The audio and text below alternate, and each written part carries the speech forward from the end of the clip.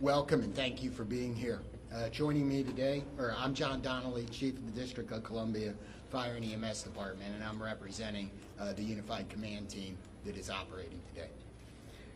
I'm joined today by Deputy Mayor Lindsay Appiah, Metropolitan Police Department Executive Assistant Chief Jeff Carroll, Clint Osborne, the Homeland Security and Emergency Management Agency Director for the District of Columbia, the Military District Washington, the Metropolitan Washington Airports Authority, and both the fire and police chiefs, the United States Coast Guard, the Maryland State Police, the Virginia Department of Emergency Management, and the Virginia State Police.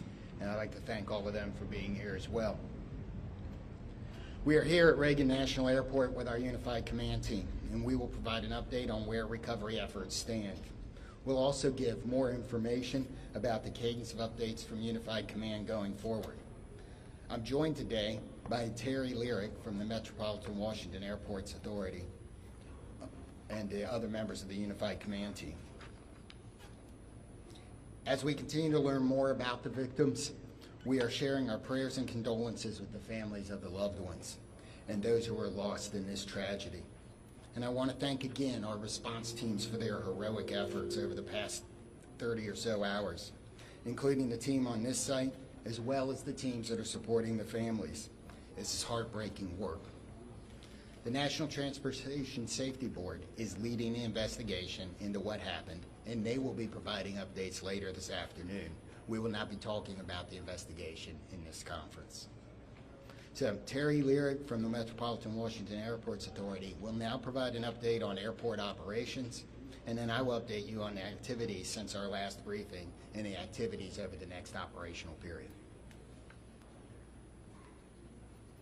Thank you, Chief. Again, my name is Terry Lyric. I'm the Vice President Airport Manager of Reagan National Airport. I just kind of wanted to give an update on where we stand. As we know, the airport is open and operating. We are in a reduced capacity and a reduced arrival rate due to the proximity of the recovery site. We do have 2 of our 3 runways that are closed. So as always, we do want to encourage passengers to reach out to their airlines for any potential flight delays. Typically a full schedule here at National Airport would encompass about 800 flights a day using those 3 runways. We've had several, obviously, cancellations yesterday. Airlines are resuming as much as possible normal operations. I think we have about 100 flights or so canceled today. I do want to just recognize a lot of the airport teams who work behind the scenes, and we are here to support and coordinate with the ongoing recovery efforts, as well as working with NTSB in their investigation. With that, I'll just turn over my remarks to the next speaker. Thank you.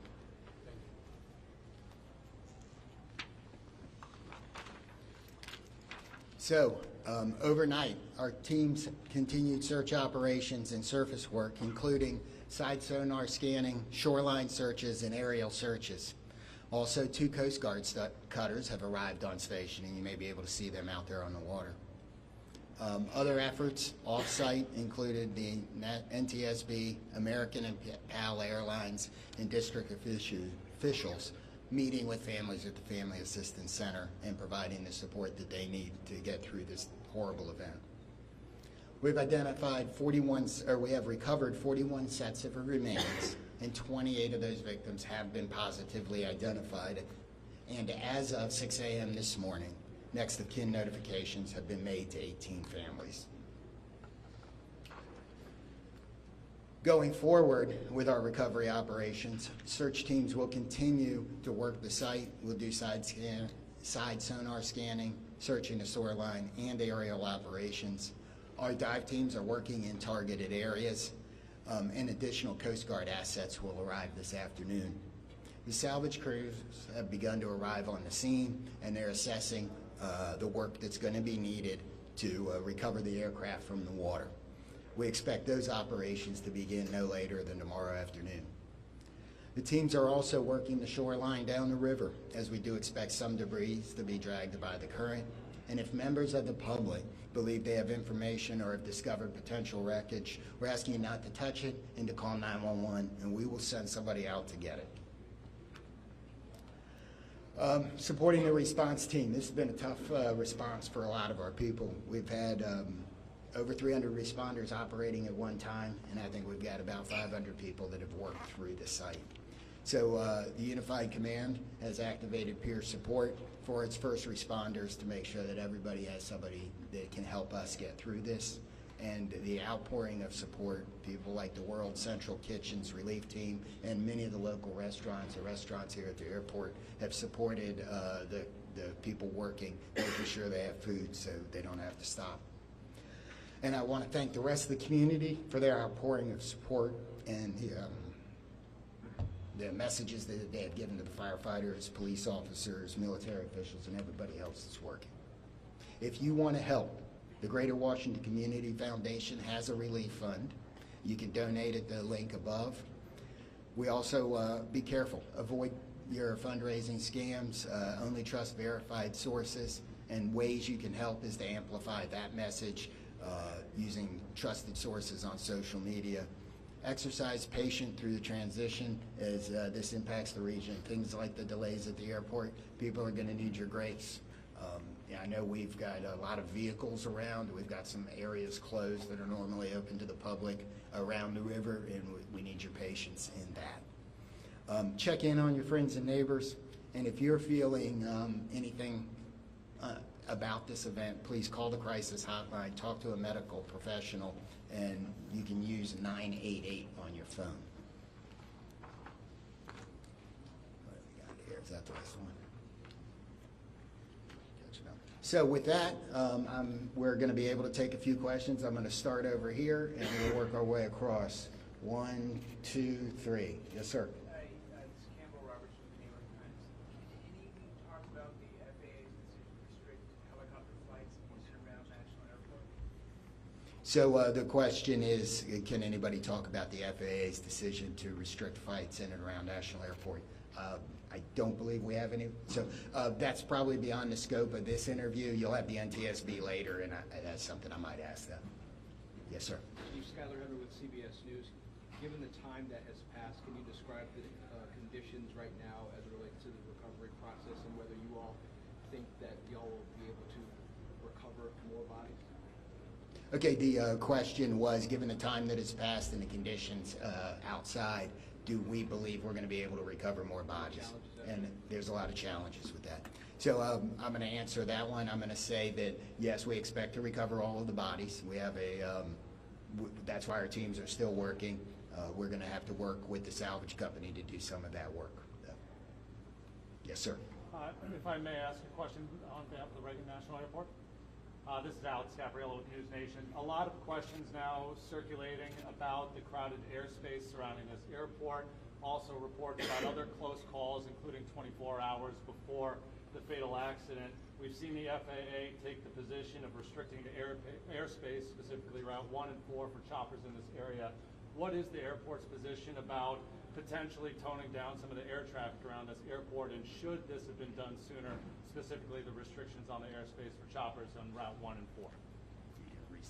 Yeah, sure. The question was regarding air traffic, helicopter routes up and down the Potomac, right?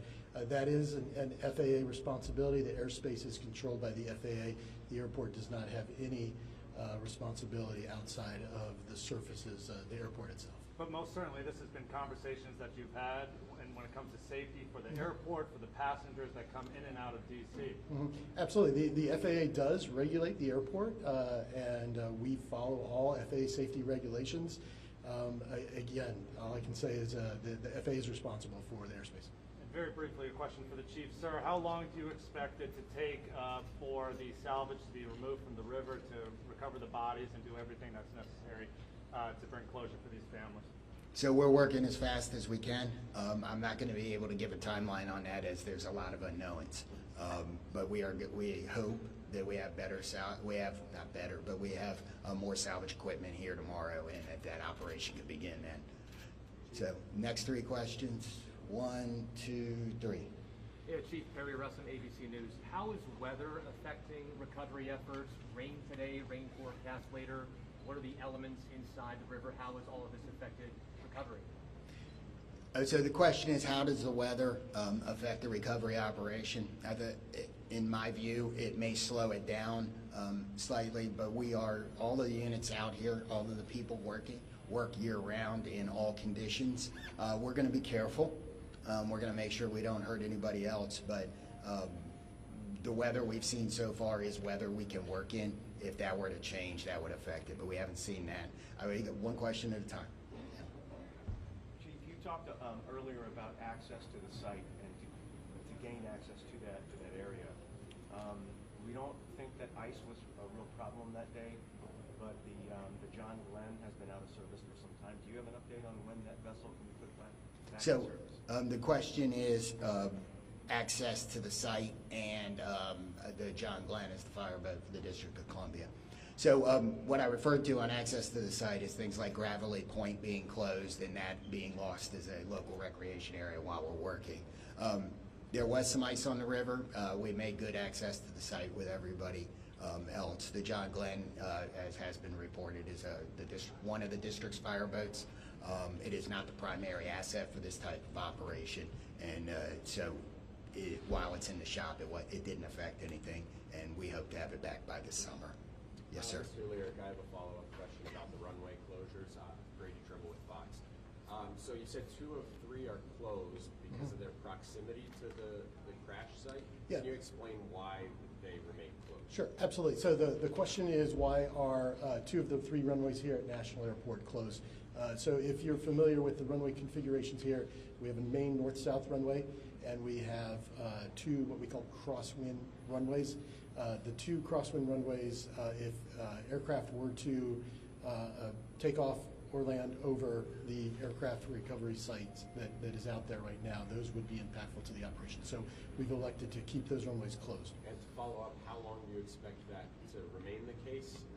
And are you saying that if there are still recovery teams in the Potomac, then there's no chance that these 2 runways are going to open, and how does that impact Yep, sure. So the question is asking how long we anticipate those runways to be closed. That's a dynamic situation. We've worked with the FAA. I think what we've communicated is we anticipate, our expectation is a week. However, we'll reassess on Monday, and as the recovery efforts go, it's a fluid situation, obviously. Yep. Okay, Paul, here and there. Chief, by talking salvage, can you confirm that you're not going to be able to recover the remaining bodies until you're able to get the fuselage off the floor of the river and onto a barge? And then my follow-up to that is, are you making an effort today to get into the helicopter to recover those 2 bodies? So the question is, do we believe we have to lift the aircraft out of the water in order to finish and find the rest of the remains? And the second part of the question was, are we focused on the helicopter today? And the answer to the first question is yes. I believe for us to recover the rest of the remains that we are going to need to get the fuselage out of the water. The second part of the question is yes, a lot of our operations, not all of them, but a lot of our operations today are focused on the helicopter. Yes, ma'am. Yeah, this question's for Mr. Lyric. I'm about Fox 5 BC. Can you confirm sufficient staffing moving forward in the tower? I don't know if that's in your scope or if that's... It's not. So the question was regarding staffing in the air traffic control tower. That's outside my scope of responsibility. Chief Donnelly, can you talk a little bit about the role that was taken on your teams, and specifically how many people still remain? I know on day 1 there were upwards of 300 mutual aid. Who's still out there? So, you know, this is an incident where even if it doesn't affect you right now, it's probably going to affect you later. It'll be something that you think about. So in emergency services across the board, we have support teams. The National Capital Region, all of the departments do, so they've been activated. The International Association of Firefighters regional peer support team has been activated to help support. And the incident management team, as they rotate responders through the scene, are making sure that there are opportunities for them to get the assistance they need. I'm going to ask the Virginia State Police to talk about the peer support he's doing a little bit. I'm First Sergeant Blank with the State Police in Virginia. We are working with our partners. MWA is leading the support for the effort for peer support, but I'm here in support of that effort, and we have several regional partners that are contributing to that, including mental health professionals who are on site from ANOVA and from a nonprofit in the area that are providing support. The Virginia Law Enforcement Assistance Program is also planning to send support, and all of the most of the public safety agencies in the region are providing personnel to assist with that effort. Yes, ma'am. Muriel, with DC News Now. I know this is an unpleasant question for you, Chief, but we've been hearing reports of people that live along the river and potentially seeing partial remains coming up on shore of scenes. Is that anything you're hearing? Or is that why you're keeping people away from some of these shore? So we're not keeping anybody away from the shoreline for any of those reasons. If we've closed off an area like Gravelly Point here, it's because we have emergency access vehicles coming in and out, and we need the access to the river. We have received some 911 calls about either debris or remains. I don't know that we've actually found any remains. We've certainly picked up debris from those 911 calls. So we're going to do 3 more and go 1, 2, and 3 in the back. Yes, sir. Thanks, Chief. Jonathan Kersley from Channel 9 Australia. This is a question for Terry. Terry, as Vice President and Manager of this airport, what concerns have you had specifically about the congested airspace, and have you ever raised those directly with the FAA? So again, the United States airspace is the safest in the world. Safety is one of our top priorities, and we continue to ensure that the airport is safe for operations. To follow up on that, it wasn't safe in this instance. There have been near misses here before. You would have been made aware of those as manager of this airport. Have you raised concerns with the FAA about the congested airspace around Washington's airport? Yeah, I can say again, we work with the FAA. We're regulated by the FAA. We comply with all FAA safety regulations. But that doesn't answer the question. Yes, sir. Can you talk about how much debris has been removed to Hangar 7? But at some point, will that operation be transitioned to a private company, the NTSB? Will hire, or will you guys actually put all the debris in the hangar? So that's an investigation question and appropriate for NTSB this afternoon. We'll take 2 more. Yes, sir. Tom Resnick, Channel 7. I had a question for Terry as well.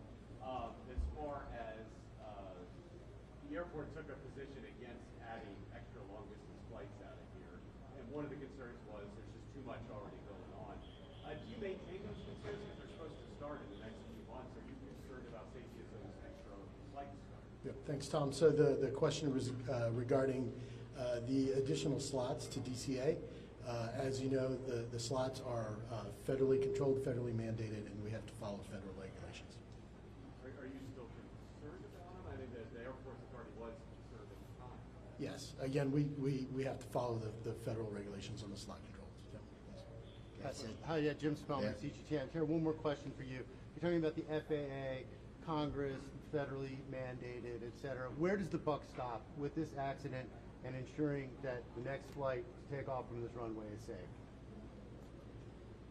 So again, the question is really directed to the FAA and Congress, I believe. Yeah. Yeah, One last question is right here. You have 41 victims recovered. Are you confident in the location of the others? Where are they? Are you confident that you know where they are? So I think we know where they are. We won't know until we're done. I mean, we're going to continue the search operation, but we've searched a large portion of this river, and we are right there. So, I didn't read. So the question. Let me answer the question again, or let me restate the question. Sorry. The question was, are we confident we know where the other remains are, and that it couples with the question about removing the aircraft. I believe that when we remove the aircraft, that will help us resolve this number. If it doesn't, we will continue the search. Okay. That's the process. You take the salvage, the fuselage out. You're going to put it on just reiterate that process, what that looks like. Removing it, putting it on a barge. Is that right? So some of that isn't decided yet. We'll have to see what the salvage team is doing once they get all of their equipment here. So we may have more on that tomorrow, but so I don't know the exact process today. So thank you all for coming today. We hopefully we answered your questions. We are going to do this again tomorrow. I don't have the time yet, but we will push that out so we can provide the same type of update. Thank you.